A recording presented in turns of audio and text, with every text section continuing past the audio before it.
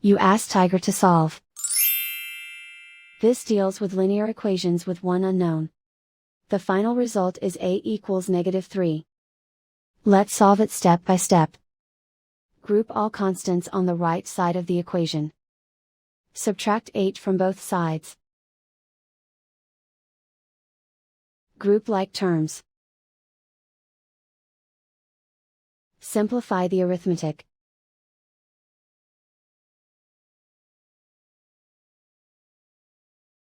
Isolate the a. Divide both sides by -3. Cancel out the negatives. Simplify the fraction.